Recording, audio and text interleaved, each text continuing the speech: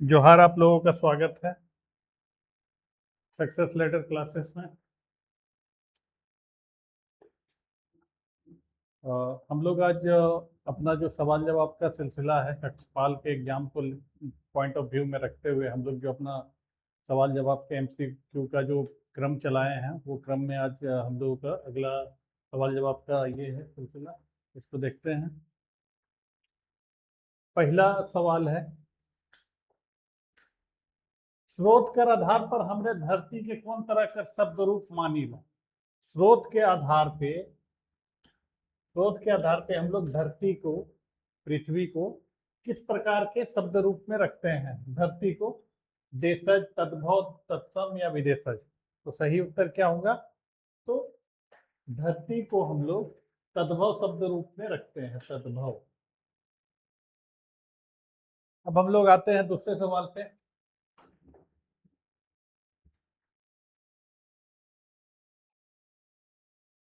मोर बेटा कूदते कूदते घर आलक, प्रस्तुत वाक्य में कुत्ते कुत्ते कौन तरह का पद है?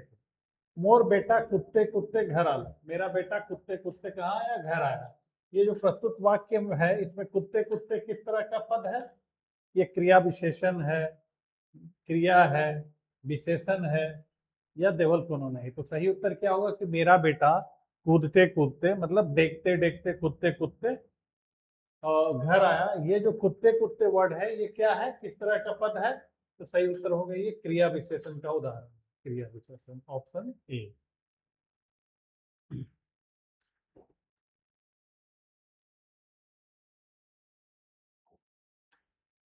अब हम लोग आते हैं तीसरे सवाल पे कि एतई आदमी का लागे नहीं जमा होल है। प्रस्तुत वाक्य में कैट हो क्रिया विशेषण कर व्यवहार हुए है।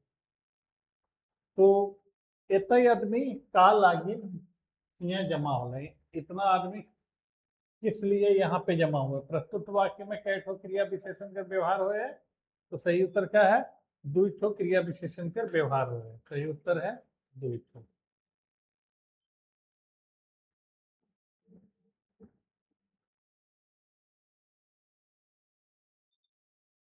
तो दुईठो कर प्रयोग हुए है।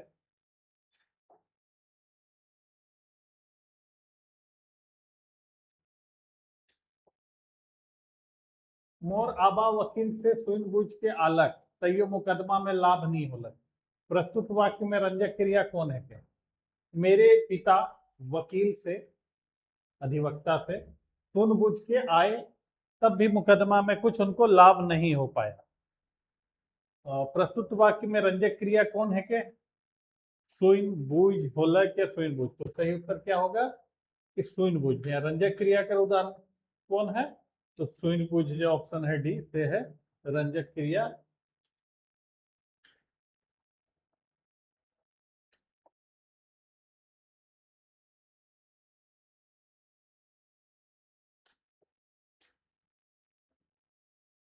फिर है अवस्था संबंधी विशेषता के कौन विशेषण बताएगा? अवस्था संबंधी विशेषता को कौन सा विशेषण का प्रकार बताता है? परिणामवाचक, संख्यावाचक, गुणवाचक या देवल कोनो नहीं। तो अवस्था संबंधी विशेषता को कौन बतलाता है? तो ये हमारा गुणवाचक विशेषण बतलाता है। इसका विशेषता को तो सही उत्तर क्या हुआ? गुणवाचक।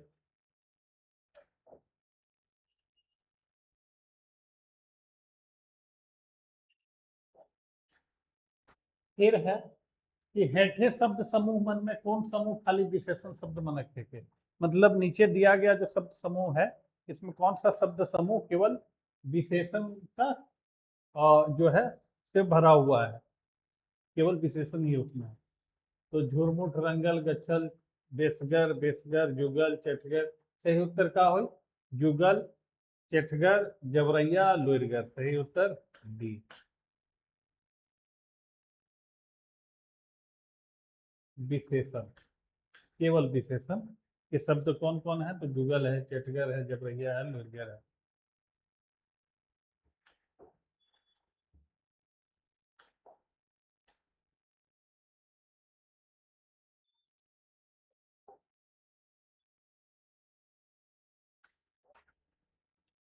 पंसारी में कौन प्रत्यय है? पंसारी में कौन सा प्रत्यय दिया हुआ है? पंसारी। तो सही उत्तर क्या होगा? पंसारी में सी, आरी प्रत्यय दिया हुआ है। पंस आरी, पंसारी, पंस आरी, पंसारी, पंसारी। तो सही उत्तर है ऑप्शन सी, आरी।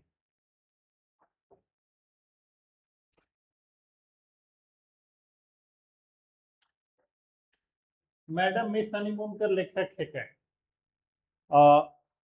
हम लोगों को कक्षपाल के एग्जाम में हम लोगों का जो सिलेबस दिया हुआ है कक्षपाल के अभ्यर्थियों के लिए, तो उसमें मंजर भाग 2 किताब पढ़ना है, आप लोगों को पता ही है। तो मंजर भाग 2 किताब में गद्य भाग और पद्य भाग, ये 2 भागों में विभाजित है।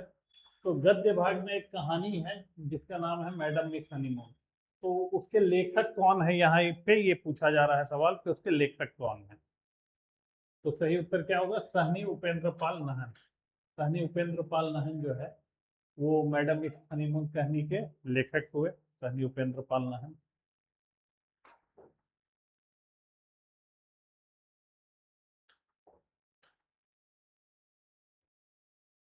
फिर है जैर के छाए हुए, ये मुहावरा कर का माने होवेला।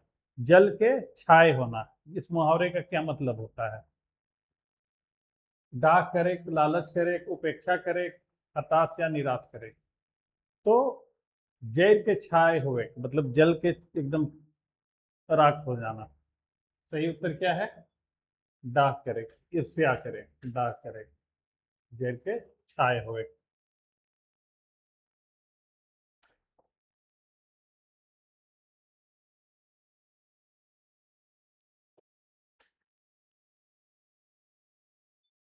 भादो चांद लागे थान, माघक चांद बाग जैसन। ऊपरे देवल पंक्ति का है कि भादो का चांद कैसा है?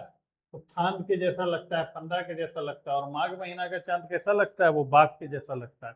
ये जो है, ये पंक्ति, ये क्या है? कहावत है, मुहावरा है, गीत है कि बुझवल है? तो सही उत्तर क्या होगा? ये जो है कहावत, उसको लोकोक्ति भी कहते हैं। तो लोकोक्ति क्या है? कहावत है ये। भादो चांद लागे थान, माघक चांद बाग जैसन।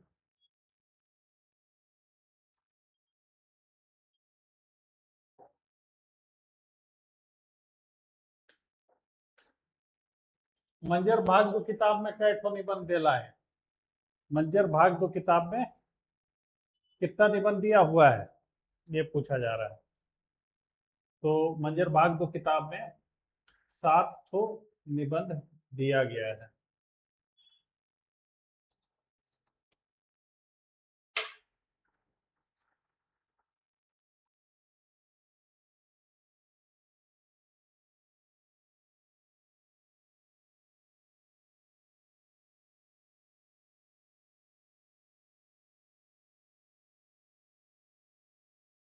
तो कौन कौन सा निबंध दिया हुआ है 7 में?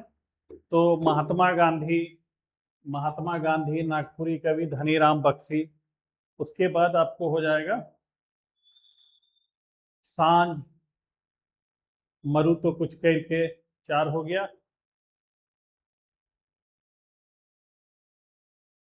फिर है तोतो नोनो।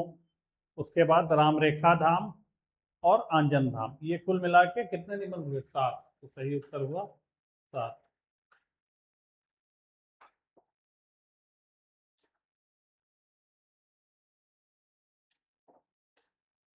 अंगना का तुलसी कहनी में फेकनी काले माथ नेवाले लग। अंगना का तुलसी कहनी में फेकनी क्यों माथ अपना सर नीचे कर लेती है?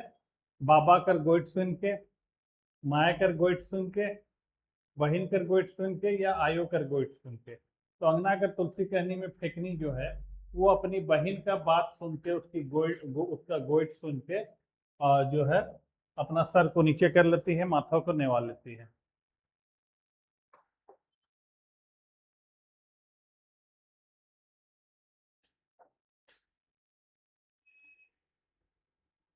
हिंदवायक कर का माने होवेला? कर माने का होवेला? हिंदवायक का मतलब क्या होता है? तो होश गवाए, हताश हुए, हेराए जाए या खुश हुए। तो सही उत्तर क्या है? हिंदवायक का मतलब होता है हेराए जाए। खो जाना, हेरा जाना, हिंदवाए।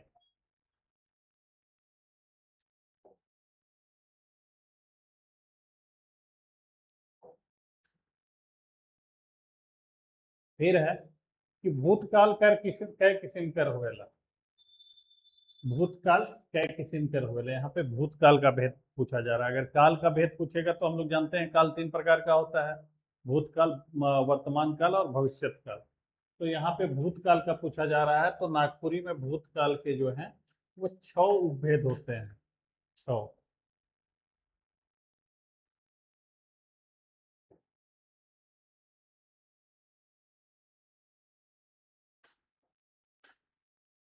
फिर है सुपट, उदाहरण है क्या? सुपट जो है, ये वर्ड जो है किसी भी अच्छे चीज के लिए, जिसे तो सिनेमा देख ले, अगर पूछा जाए तो अगला जवाब दे सकता है किसी को बहुत अच्छा लगा फिल्म, हाँ सुपट सिनेमा लागलक।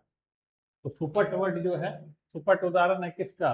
प्रत्यय का, उपसर्ग का, द्वयो का, या कोई नहीं का? सही उदाहरण है उपसर्ग का। सुपट जो उदाहरण है वो किसका उदाहरण है? तो उपसर्ग का उदाहरण है।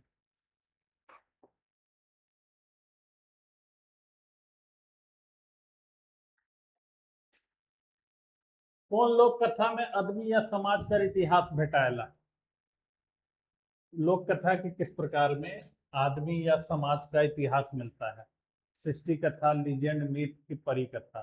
तो सही उत्तर क्या है कि लीजेंड में जो है वो आदमी या समाज का इतिहास मिलता है।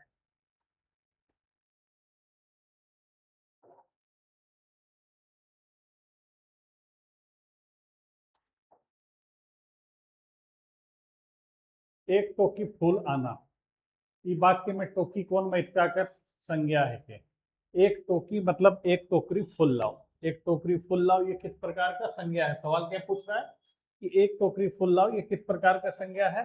तो भाववाचक संज्ञा है, द्रव्यवाचक संज्ञा है, समूहवाचक संज्ञा है, कि व्यक्तिवाचक संज्ञा है? तो एक टोकी जो है, टोकी ये वर्ड जो है, ये समूहवाचक संज्ञा का, जब भी हम लोग कोई चीज जिसको काउंट नहीं कर सकते हैं, जिसको मान लीजिए कि किसी चीज में रख रहे हैं, किसी बर्तन में, किसी टोकरी में, या अपने दोनों हाथों में, तो उनको माप नहीं होता है।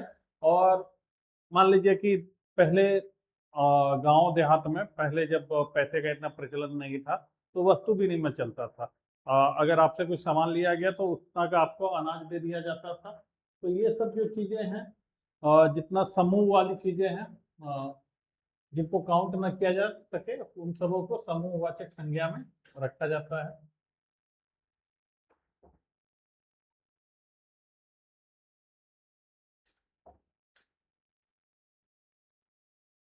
टेटगा लखे डोबा डोबा करे कर माने हुएला। टेटगा के जैसे डोबा डोबा करने का मतलब क्या होता है? तो इतना कमजोर कि हिटेक ना पारे, टेटगा लखे ऊंचे ऊंचे के कूदे, हड़ुआए, हउड़ुआए, हउड़राए चले, सबक गोइठ में हुकारी मारे। तो टेटगा लखे मतलब गिरगिट के जैसे ऐसे ऐसे सर हिलाना, डोबा डोबा करना। उसका क्या मतलब है कि कुछ लोग होते हैं जैसे कि महफिल में बैठे हुए, मान लीजिए कि 4-5 लोग, उनमें से कोई ऐसा व्यक्ति होता है कि हर किसी की बात में हाँ मिलाता है, हर किसी की बात में होकारी भरता है। तो सही उत्तर क्या है? टिटका लेके डोबा डोबा करे का मतलब होता है सबक गोइठ में हुकारी पारे।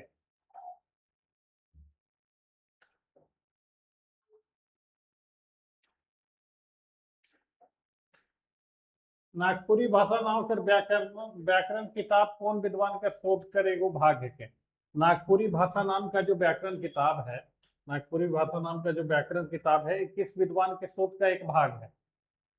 Doctor Shravan Kumar Goswami, doctor BP केसी, डॉक्टर हरीश अखौरी, या डॉक्टर मुश्ताक अहमद? तो नागपुरी भाषा नाम का जो व्याकरण किताब है, ये डॉक्टर श्रवण कुमार गोस्वामी, श्रवण कुमार गोस्वामी ने शोध किया था, उन्होंने पीएचडी थीसिस किया था। तो उन्हीं का जो शोध का पेपर था, उसी को नागपुरी व्याकरण नाम से उसको प्रकाशित किया गया। तो सही उत्तर है श्रवण कुमार गोस्वामी।